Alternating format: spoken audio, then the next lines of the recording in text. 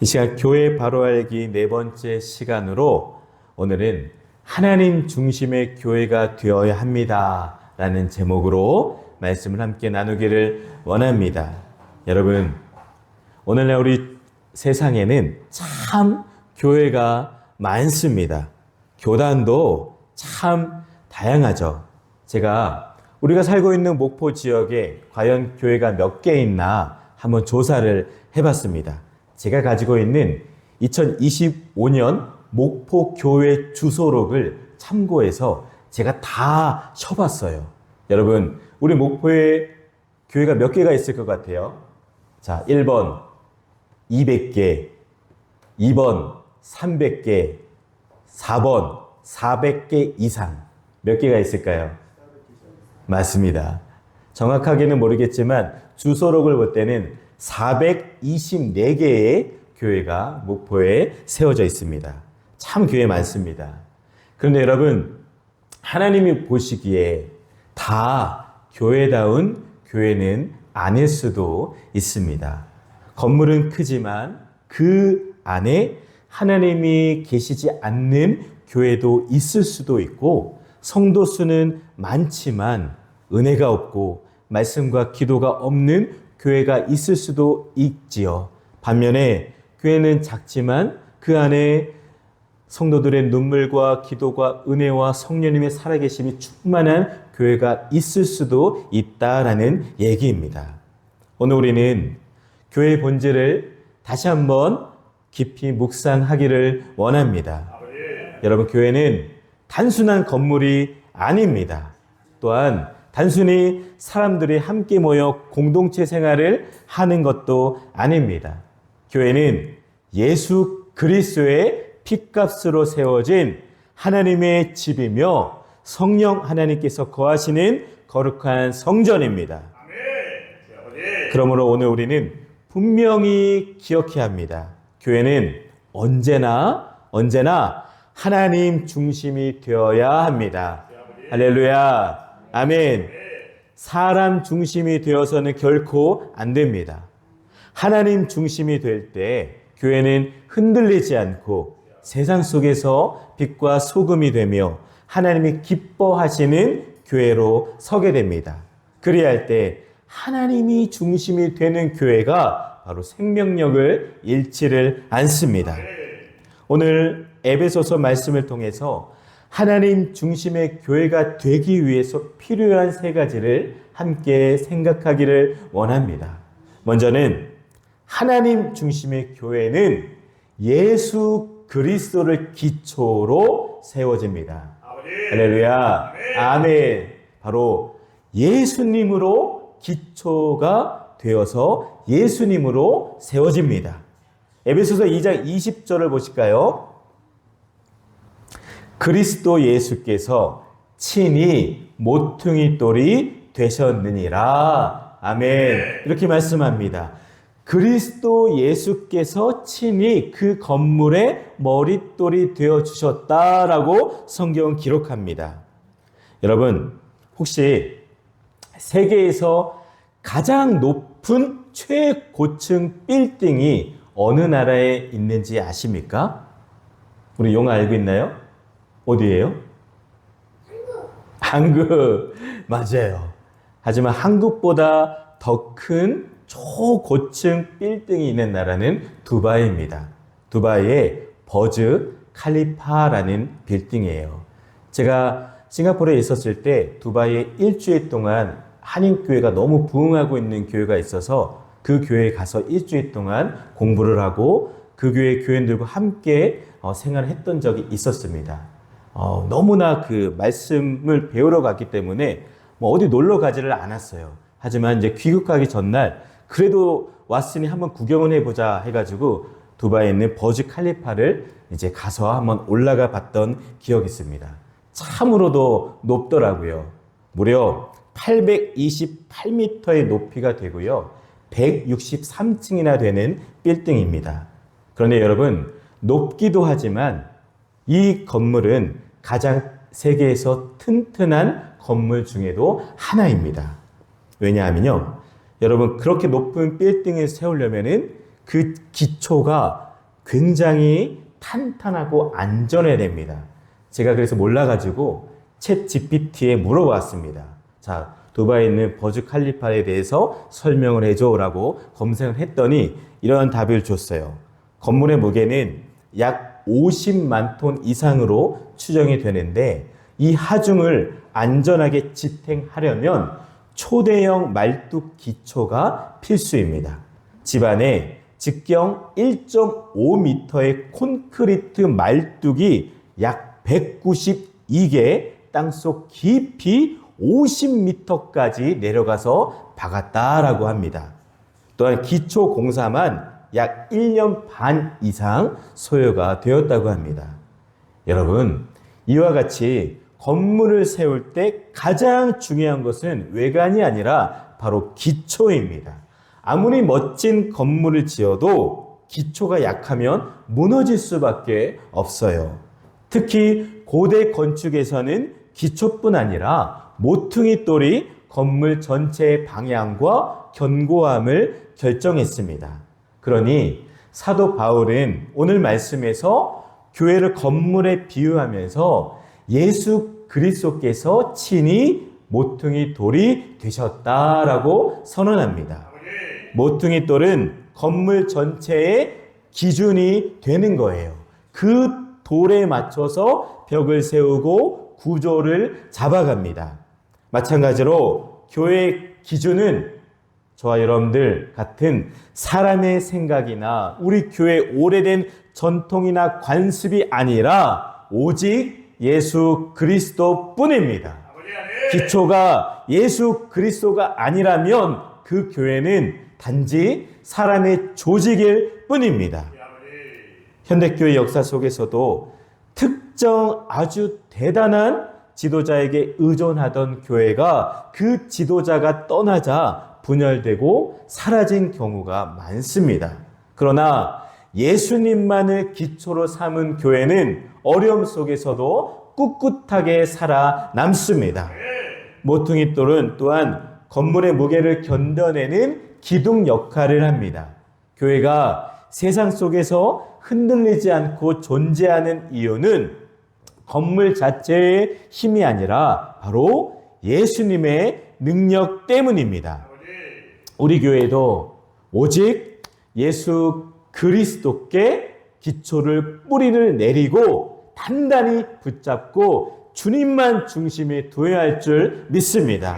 프로그램보다 사람보다 조직보다 예수 그리스도가 기초가 되어야 우리 교회가 흔들리지 않습니다. 교회 기초는 사람이 아닙니다. 어떤 유명한 목사도 교회 역사를 빛낸 인물도 교회의 근본이 되지를 못합니다. 교회의 유일한 기초는 바로 우리 예수님밖에 없습니다. 고린도전서 3장 11절 말씀에 이 닦아둔 것 외에 능히 다른 터를 닦아둘 자가 없으니 이 터는 곧 예수 그리스도라라고 선포합니다.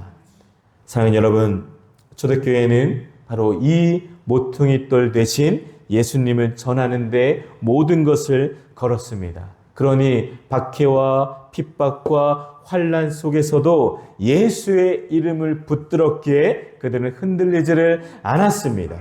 오늘 우리의 교회도 예수 그리스도를 중심에 두어야 합니다. 예배, 교육, 선교, 봉사 모든 활동이 결국 예수님을 드러내는 방향으로 흘러가야 할 줄 꼭 기억하시기를 바랍니다. 다음은 하나님 중심의 교회는 사람의 뜻이 아니라 하나님의 뜻을 따릅니다. 할렐루야. 아멘. 누구의 뜻을 따른다고요? 하나님의 뜻을 따릅니다. 아멘. 예수님은 마태복음 16장 18절에 내 교회를 세우리니 음부의 권세가 이기지 못하리라 라고 하셨습니다. 교회는 사람의 교회가 아니라 바로 주님의 교회입니다. 교회의 주인은 목사, 장로, 집사와 같은 사람이 아닙니다. 주님께서는 분명히 반석과도 같은 베드로의 신앙 고백 위에 내 교회, 즉 주님의 교회를 세우신다라고 말씀하셨습니다. 주는 그리스도시요 살아계신 하나님의 아들이십니다라는 신앙 고백입니다. 교회는 사람의 능력이나 재정, 건물 위에 세워지는 것이 아닙니다. 오직 예수님이 나의 그리스도이시고 하나님의 아들이심을 믿는 그 신앙 고백 위에 세워지는 것이 바로 교회입니다. 그러므로 교회가 살아있다라는 증거는 교회 예배당에 크고 작음에 있지 않고 성도들의 신앙 고백이 얼마나 진실한가, 얼마나 진짜의 고백을 하고 있는가에 달려 있습니다. 여러분, 교회 주인은 바로 주님이시고 이 땅에 있는 모든 교회는 바로 주님의 교회입니다. 그러므로 교회는 예수 그리스도를 나의 삶의 주인으로 모시고 그 주님을 경배하며 그분의 뜻을 이 땅 위에 이루어가는 사람들의 모임이 바로 교회입니다. 교회는 그러기에 사람의 뜻이 아니라 주님의 뜻을 따라야 하고 주님의 말씀 위에 서야 합니다. 우리가 교회 안에서 봉사하고 섬길 때도 내 뜻을 주장하는 것이 아니라 주님의 뜻을 세우는 것이 되어야 한다라는 것을 꼭 기억하시기를 바랍니다. 한 목회자가 개척한 교회가 있었습니다. 초기 교인들이 이 교회는 내가 만들었다, 우리가 만들었다라는 의식이 너무나 강했습니다. 그래서 모든 결정을 사람의 눈치와 여론과 전통에 따라 결정했습니다. 결국 교회는 분열되고 많은 사람이 떠났습니다. 그러나 몇 년 후 남은 성도들이 회개하며 다시 무릎 꿇고 주님, 이 교회는 사람의 교회가 아니라 바로 주님의 교회입니다 라고 고백하며 다시 말씀과 기도 중심으로 재정비했을 때 그 무너졌던 교회는 다시 살아나게 되었습니다. 이처럼 교회가 사람의 뜻을 쫓을 때는 무너지지만 하나님의 뜻을 쫓을 때는 바로 회복이 되는 겁니다. 우리 교회도, 우리 주안교회도 많은 사역들을 하고 있는데 결정하기 전에 먼저 물어봐야 합니다. 주님, 이것이 하나님이 과연 기뻐하시는 일입니까? 이렇게 먼저 기도하고 결정하는 저와 여러분들이 되시기를 바랍니다. 문제는 교회가 언제 흔들리냐입니다. 교회가 사람의 생각과 욕심에 끌려갈 때 우리는 흔들리고 무너지는 겁니다. 사람의 인기와 사람의 전통과 사람의 프로그램이 중심이 되면은 교회는 본질을 잃고 분열이 생기는 거예요. 그러나 교회가 하나님의 뜻을 붙들면 설령 세상의 눈에 초라해 보여도 그 교회는 작은 교회가 아니라 또한 그 교회는 흔들리지 않고 견고히 성장하는 교회입니다. 여러분, 성경의 역사를 보면 우리가 알 수 있지 않습니까? 광야의 성막도 솔로몬의 성전도 초대교회도 모두 여호와의 뜻에 따라 세워졌습니다. 하나님의 계획과 말씀 위에 세워질 때 교회는 하나님이 사용하시는 귀한 도구가 되는 겁니다. 오늘 우리 주안교회도 아니 이 땅에 있는 하나님의 교회들도 마찬가지입니다. 어떤 사역을 개혁할 때, 어떤 결정을 내릴 때 반드시 먼저 물어보아야 합니다. 주님, 이것이 과연 하나님의 뜻입니까? 우리 이러한 기도가 있어야 됩니다. 그것이 바로 사람 중심의 교회가 아니라 하나님 중심의 교회의 길인 것을 꼭 기억하시기를 바랍니다. 마지막으로 하나님 중심의 교회는 성령의 임재로 살아 움직이는 교회입니다. 에베소서 2장 22절을 보실까요? 22절입니다. 너희도 성령 안에서 하나님이 거하실 처소가 되기 위하여 함께 지어져 간다라고 말씀합니다. 여러분, 우리 한국교회사를 보면은 1907년 평양 대부흥 운동은 잃어버릴 수 없는 귀한 사건입니다. 평양 대부흥 운동은 교회 역사에서 중요한 사건입니다. 그때의 부흥은 뛰어난 조직이나 사람의 전략에서 온 것이 결코 아니었습니다. 성도들이 죄된 나의 모습들을 회개하며 성령을 의지하고 하나님께 무릎 꿇고 기도했을 때 하늘문이 열린 겁니다. 그 결과 한국교회는 폭발적인 부흥을, 성장을 경험했습니다. 사랑하는 여러분, 지금 이 시대에도 성령님이 역사하시면 반드시 그와 같은 일, 아니 그보다 더한 일도 일어나게 될 줄 믿습니다. 건물은 겉으로 보기에는 화려하고 웅장할 수 있습니다. 그러나 그 안에 사람이 살지 않으면 그곳은 단지 빈 건물에 불과합니다. 우리 교회도 마찬가지입니다. 현대교회 중에는 건물과 제도는 잘 갖추었지만 수십억, 수백억을 지은 교회들도 많지만 성령의 임재가 없는 경우도 많습니다. 겉으로는 화려하지만 영적으로는 메마른 교회가 있을 수도 있습니다. 여러분, 교회는 단순히 모이는 곳이 아니라 성령님이 거하시는 하나님의 전입니다. 우리 교회도 성령께서 임재하시고 성령 하나님께서 역사하실 수 있는 교회가 반드시 되어야 합니다. 그러기 위해서는 말씀과 기도가 살아있는 교회가 되어야 합니다. 성령의 은혜가 흐르는 교회가 되어야 할 줄 믿습니다. 교회는 단순히 제도적 조직이 아니라 성령께서 역사하시고 성령께서 거하시는 영적 공동체가 바로 교회입니다. 믿는 자들이 모여 함께 예배 드릴 때 그곳이 곧 하나님의 성전이 되는 겁니다. 우리가 성전이 되는 것은 인간의 힘이나 노력 때문이 아니라 성령 하나님께서 우리 안에 함께 거하시기 때문입니다. 성령께서 임재하실 때 하나님은 우리 공동체를 당신의 처소로 삼으십니다. 성령께서 역사하실 때 교회는 그러기에 생명력을 갖게 되는 겁니다. 우리가 성령님이 이 자리에 임재하시면 어떤 일이 일어납니까? 말씀을 들을 때 우리 마음이 뜨거워지고 기도할 때 응답이 임하며 찬양할 때 기쁨이 넘치고 하늘문이 열리는 겁니다. 또한 성령의 임재는 죽은 신앙을 살리는 역사가 일어납니다. 에스겔 37장의 마른 뼈들이 하나님의 영으로 살아난 것처럼 성령은 죽어있는 우리의 영혼을 일으키게 될 줄 믿습니다. 그러니까 성령은 우리 교회를, 흩어졌던 교회를, 무너졌던 교회를, 쪼개졌던 교회를 하나가 되게 만드십니다. 성령은 서로 다른 지체들을 묶어서 하나가 되게 하는 힘을 보여주십니다. 인간의 방법으로는 교회 안에 갈등과 분열이 있지만 성령께서 역사하시면 교회는 서로 용납하고 사랑하며 연합하게 될 줄 믿습니다. 또한 성령이 역사하시면 바로 사명을 감당하게 만들어 주십니다. 사도행전의 교회가 바로 그랬습니다. 성령께서 임하시자 두려움에 떨고 다 도망갔던 제자들이 담대히 목숨을 버리며 복음을 전했고 핍박 속에서도 그들을 순교하며 계속 복음을 전했기에 교회는 부흥할 수밖에 없었습니다.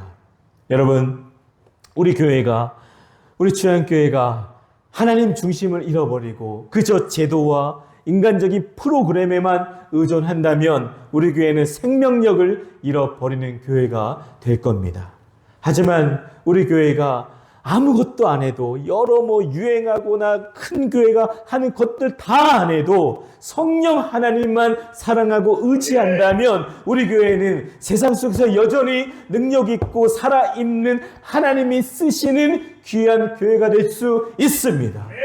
성령의 임재는 억지로 만들어내는 것이 아닙니다. 우리가 할 수만 있다면 진작했겠죠. 억지로 하는 게 아니더라고요. 어떨 때 일어나겠습니까? 기도하는 무릎이 있어야 됩니다. 하나님 말씀 앞에 반응하는 시간이 있어야 됩니다. 하나님 사랑합니다 하는 그 고백이 나의 진짜 고백이 되어야 합니다. 겸손히 사모하고 기도할 때 성령께서 임하실 겁니다. 오순절 마가의 다락방에서 제자들이 간절히 기도할 때 성령께서 임하셨습니다. 우리 교회가 남아있는 이 몇 개월, 이제 올해도 거의 다 갔지만 이 남아있는 시간 동안에 우리 모든 성도들이 기도하고 깨어 있어 성령 하나님을 사모할 때 하나님께서 우리 교회를 당신의 처소로 삼으시고 죽어있는 교회가 아니라 이 지역의 영혼들을 다 살리는 살아있는 교회로 반드시 세우시게 될 걸 믿습니다. 말씀을 정리합니다.